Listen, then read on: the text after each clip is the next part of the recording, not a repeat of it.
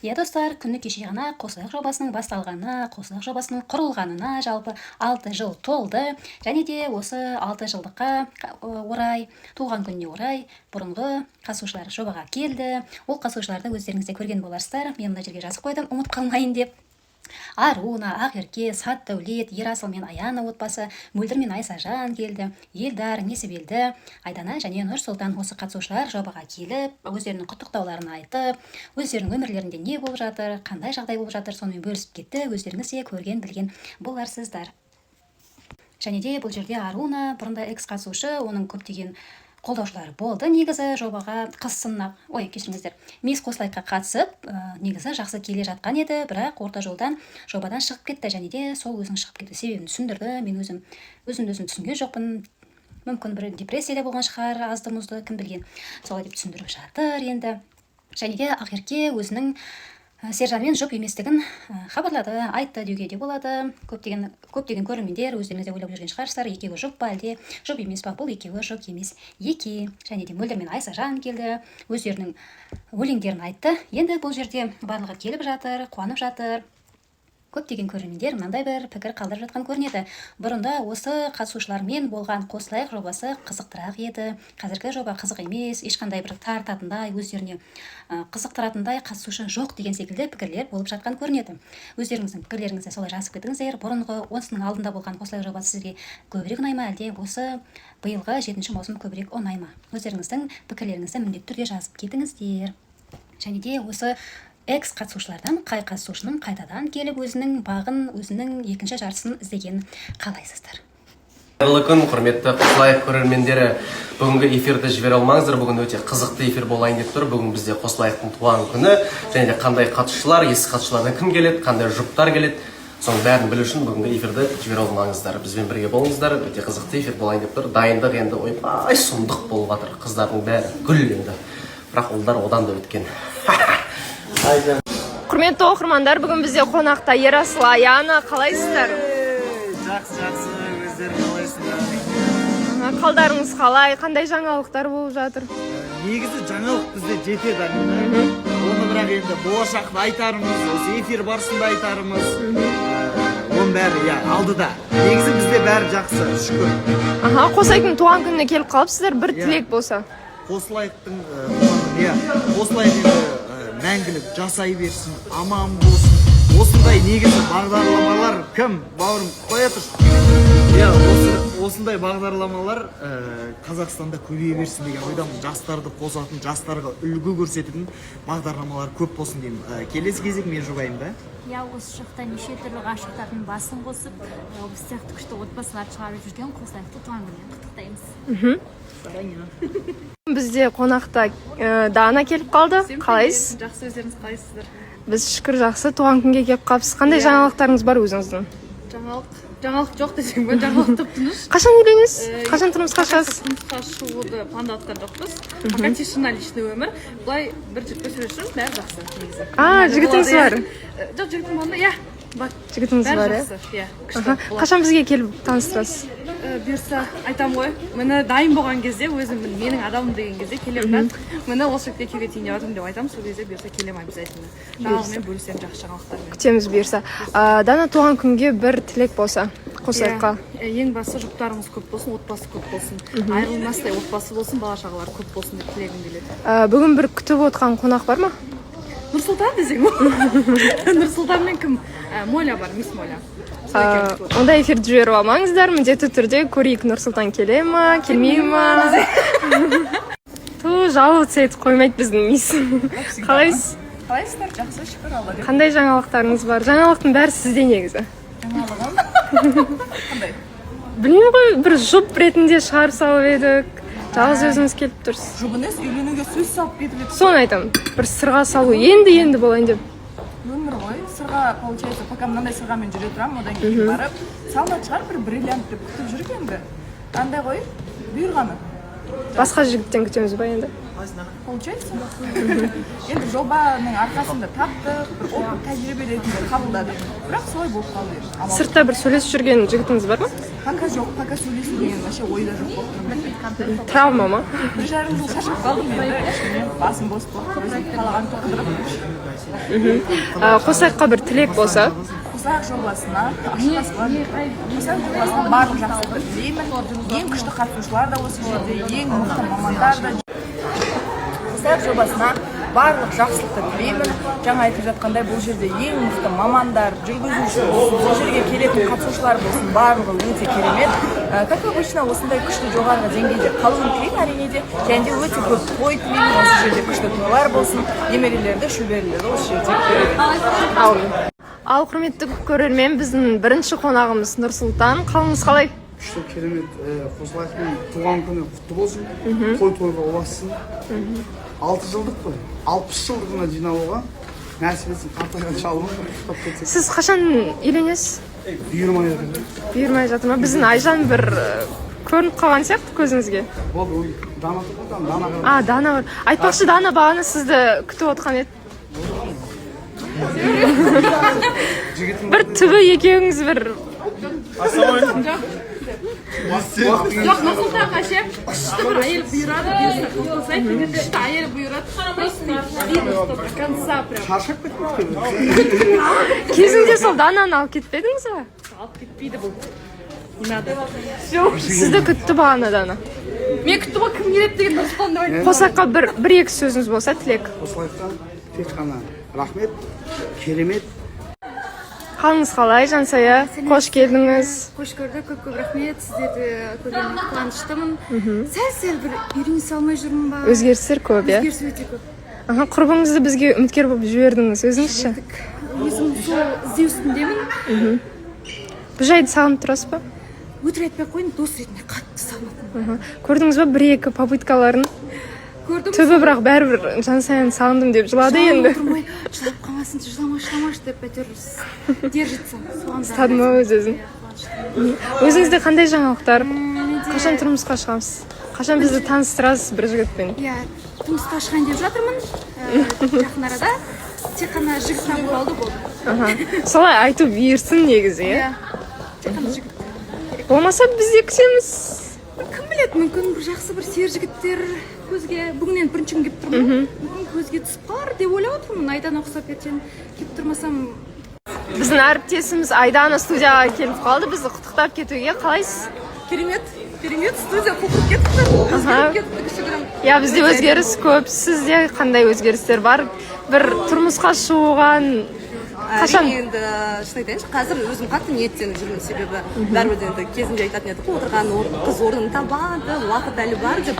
Бірақ қазір сезіп жүргенім 32-ге келемін бір аптадан кейін, 10 күннен кейін. Әрине, тұрмыс құруға деген ниет бар, иә? асығыс бар. Асығыс бұл. Ал қаншалықты жүзеге асып жатыр қазір жарнамадан кейін, құдай қаласа. Айдана, қосаяққа бір тілектеріңіз болса? Қосаяққа тек қана айтарым, бақытты жұптар көп болсын, махаббат әрдайым жеңіске жетсін, көбейе беріңіздер, өсе беріңіздер, өрлей беріңіздер. Мен сіздердің барлықтарыңызды қатты жақсы көремін, сондықтан тек қана алға үздік жобам. Ерекше шықтыңыз эфирге, суперзвезда деген. Құрметті көрермендер, бізде тағы бір жұбымыз келіп құттықтауға келген екен. Қалайсыздар? Қандай жаңалықтарыңыз бар? Ой, жаңалық деген көп бізде эфир барысында айтамыз, бұйыртса жаңалық көп. Қосаяқ мейрамы құтты болсын. Қосаяққа бір-екі тілектеріңіз болса? Осы жерде қосылған жұптар ретінде бір ақылдарыңыз болса қазіргі қатысушыларға? Енді не деймін, қосылайық жасай берсін, жастар көбейе берсін, қосылайықта бір-бірін теңін тапсын деймін, біздің жолымызды берсін. Сіздер қазір бақыттысыздар. Көріп тұрғанша құлпырып кеттім ба? Иә, сіз әрдайым құлпырып жүресіз ғой негізі. Құлпырып жүрсе әйел адам, ер адам. Қалай сізге отбасылық өмір? Енді необычно ғой, идеально десеге болады, күшті негізі. Балаларым папа деп жүрген. Сіз қалай, Шолпан ханым? Саламатсыз ба, жақсы, шүкір, өздеріңіз қалайсыздар? Кешегі туған күн қалай өтті? Өте керемет болды. Мен вообще қуаныштымын, себебі осындай қуанышты бірге бөлісу осы жылы маған бұйырғанына мен шын жүректен қуаныштымын және де шын жүректен құттықтаймын. Кадр артындағы еңбек сіңірілген жандарға рахметімді айтамын. Негізгі қошеметім бар сол адамдарға деп ойлаймын. Шолпан, сізге қиын сәттерде не көмектеседі? мен тек қана өзіммен өзім сөйлесемін, өзімді өзім личтетемін. Өзіңізге өзіңіз көмексіз, басқа бір тауға шығып кету деген сияқты бір өзіңіздің методтарыңыз бар ма? Мен тек қана өзіммен өзім жаңа ютубқа кіремін да, өзім сұрақтардың бәрін сол ютубтан табамын. Мен өзіммен өзім отырып, немесе блогда, немесе үйде жалғыз. Соңғы қиын болған жағдай қандай еді? Осы жерге келгенде ожидание реальность болды. Негізі мен Осы жерге келген кезде деген қалай болады екен, ең қиын сәт? осы жерге келген кезде ойлағанмын ғой, мен өзім ашыламын, өзім қандай екенін көрсетемін деп, бірақ алайда енді басқаша қабылдап жатыр енді көбісі. Бірақ оның бәрі сынақ деп білемін, оның барлығы жақсылыққа деп білемін. Өзіңіздің ашыла алмағаныңызды айтып тұрсыз, сіз бұл жерге келгеніңізді емес. Өзімнің сол ашыла алмағанымды мүмкін өзім дұрыс емес жағынан көрсетіп қойдым. Бірінші хейт, былай айтқанда, келе салысымен хейт болды, бірақ оның барлығы жақсылыққа деп ойлаймын, оның бәрі халық мүмкін мені дұрыс жағына өзгерсін деп жатқан шығар. Шешім шығарамыз алдағы уақытта бұйырса. Қалайсыз, Тимур? Сәлем, жақсы, өздеріңіз қалай? Кешегі туған күн қалай өтті? Туған күн өте керемет өтті. Сізге бір-ақ сәт ұнаған сияқты. Кән көрсетіңізші, қалай шақырасыз қыздарды? Өте қатты ұнады негізі, барлығы ұнады, бір сәт емес. Бекзат, кеше Тимур Арунаны қалай шақырды? Арунаны қалай шақырды билеп жатқан кезде? Көрдіңіз ба? Бір қолмен битетіңіз бар екен ғой, өнеріңіз. Әр кезде әртүрлі ғой. Кән көрсетіңізші? Оны көрсете алмаймын только. Оны тек қана сол бір қыз келсе ғана ма? Дәл солай. Бір моментте көрсету керек тек. Жарайды. Тимур, сіздің қиын сәтіңізде көмектесетін не нәрсе? Өз-өзімді айта аламын. Ойланасың, сол нәрсе ғана көмектеседі. Сырттан ондай көмек қатты мұқтаж алмайды екен. Психологқа жүгіну немесе тауға кетіп қалам, қыдырам дегендей жоқ па? Өз-өзімен демалып, только тыныштықта демаламын. Сол ғана көмектеседі. Қалайсыз, Жанбол? Сәлеметсіздер ме, қалдарыңыз қалай? Туған күн қалай өтті? Туған күн өте күшті, өте жоғары деңгейде өтті. Көріп көз айым болып, кәдімгідей бір қуанып, әлі сол атмосферадан шыға алмай жүрмін. Жанбол, сізде қиын бір жағдай басыңызға түссе не көмектеседі? Қай жерден көмек іздейсіз? Қай жерден көмек іздейсіз? Өзім шығып кетуге тырысамын, ол бір жерден көмек іздеймін деп айта алмаймын. Максимально ойламауға тырысамын сол проблеманы. Ойламасам ғана шешіледі, ойласам ол нәрсе ешқашан шешілмейді. Бір философский бір нәрсе айттым деп ойлап отырсыз. Сондай нәрсе да ол, қатты жүрекке қабылдамайын да ондай нәрселер. Мән бермеуге тырысамын. Гаухар ханым, қалыңыз қалай? Жақсы, қалайсыздар? Кешегі туған күн ұнады ма? Күшті ұнады. Басында кішкене андай балабақшадағы не болады ғой, утренник бар ғой, сонда тұрған сияқты сезініп қалдым да өзімді. Неге? Өз-өзіме келдім. Білмеймін, сондай сезімде болдым басында. Қызық екен. Гаухар ханым, сізде бір қиын жағдай болса қалай шешесіз соны? Не көмектеседі сізге?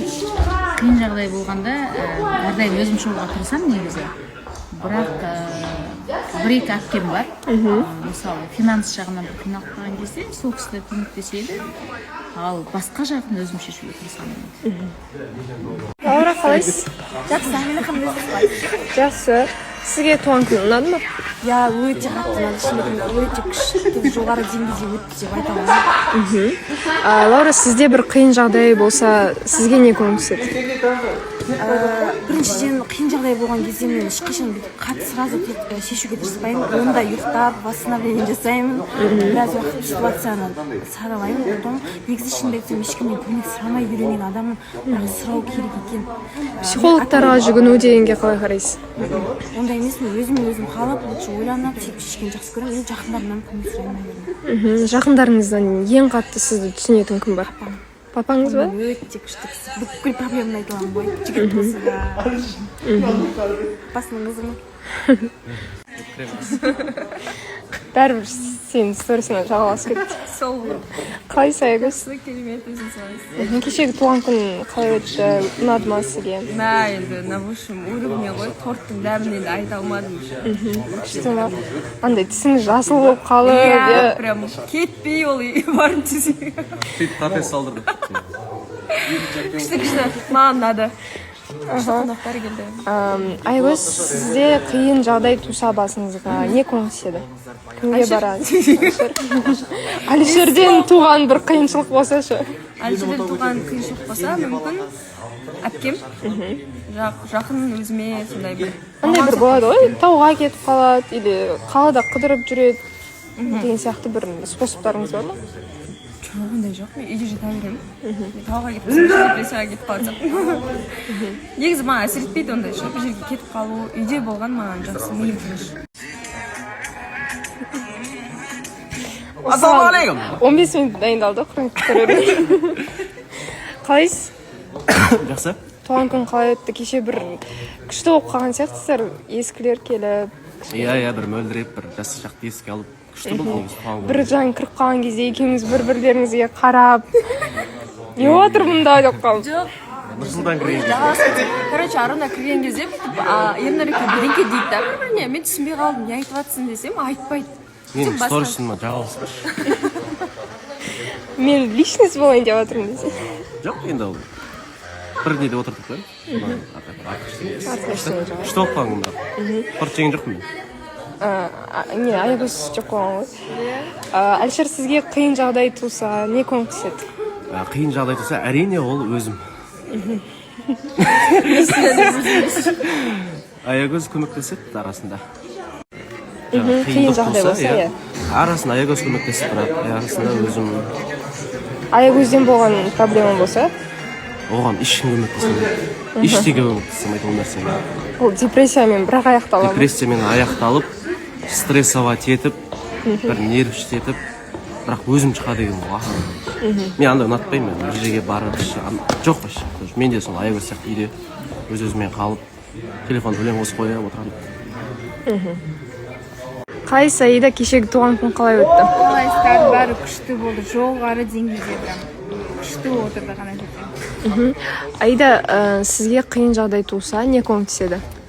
Негізі Аягөз қаласында болған кезде мен тауға шығып кететінмін, өзімізде бір кішігірім тау болатын. Сол жаққа барып кішкене ойланып, ішімдегіні шығарып, бір жылап сөйтіп алатынмын. Адамдардан поддержка көрсететін менің әпкем мен анам. Сіздің анаңызбен қарым-қатынасыңыз күшті сияқты. Иә, біз как по-другому. Бір видео көріп қалдық.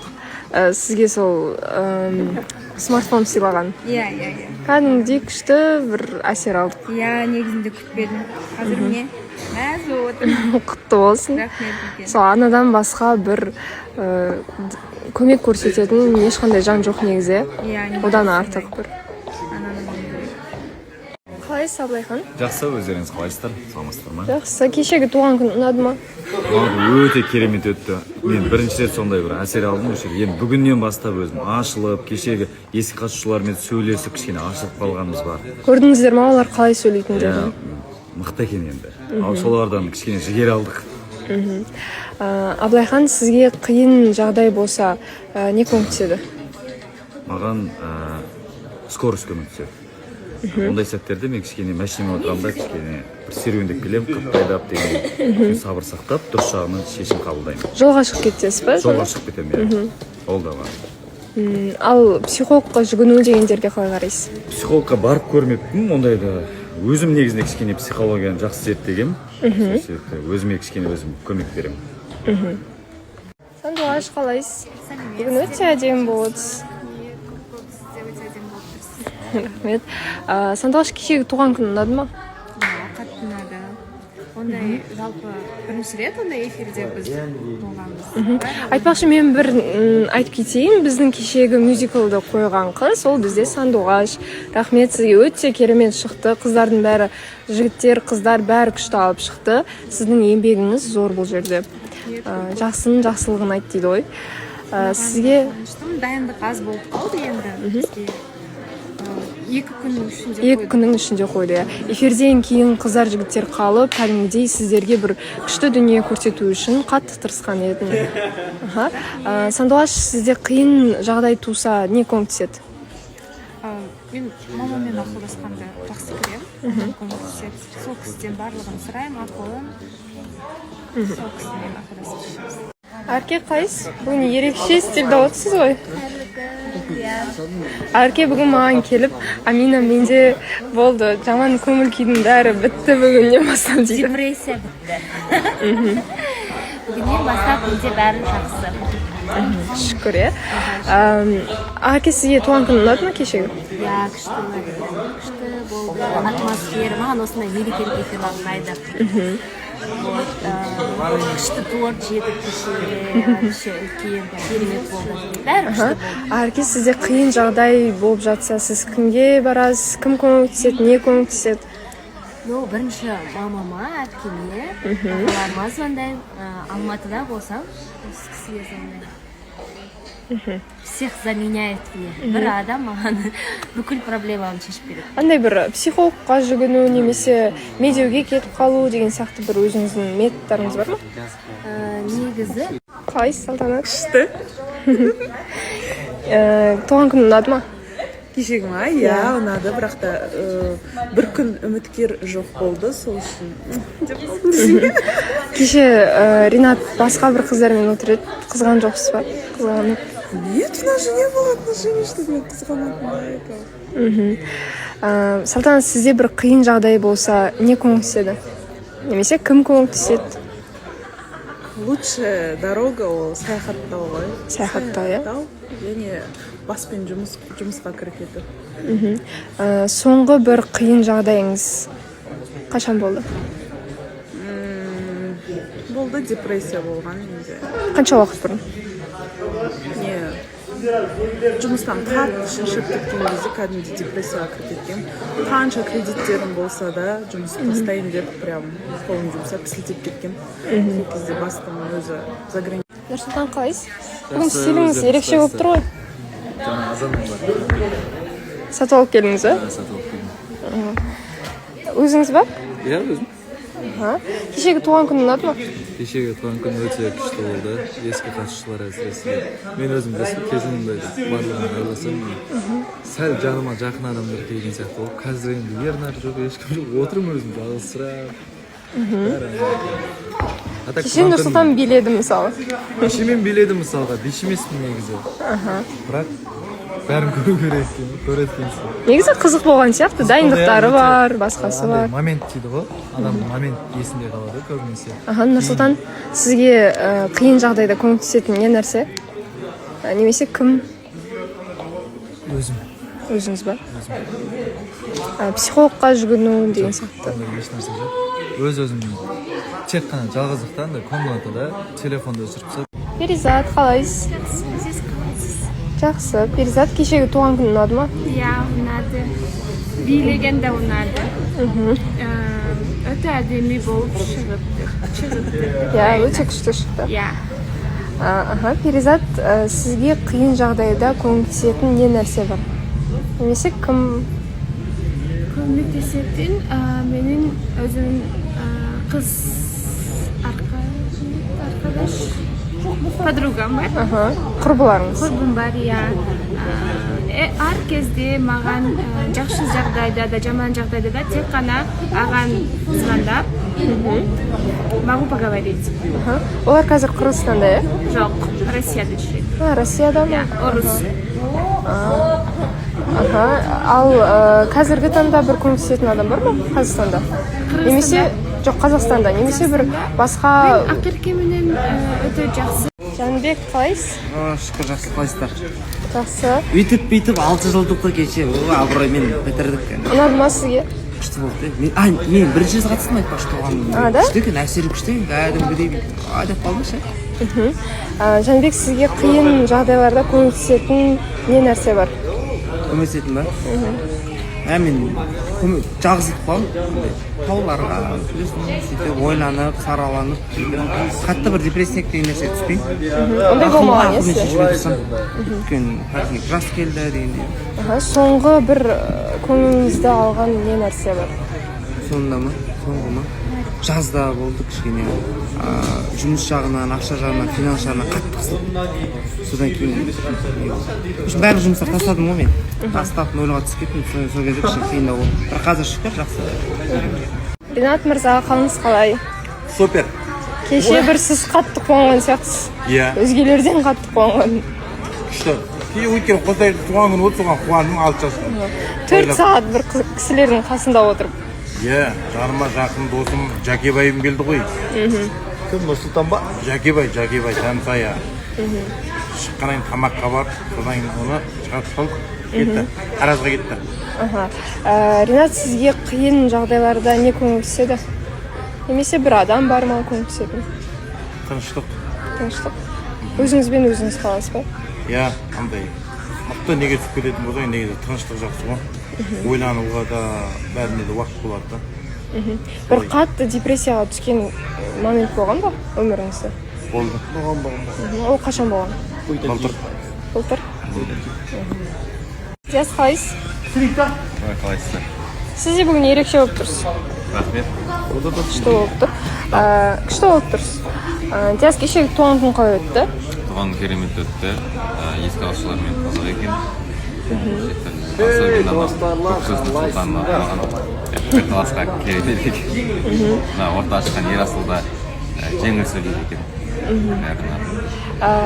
Диас, сізге қиын жағдайда не көмектеседі?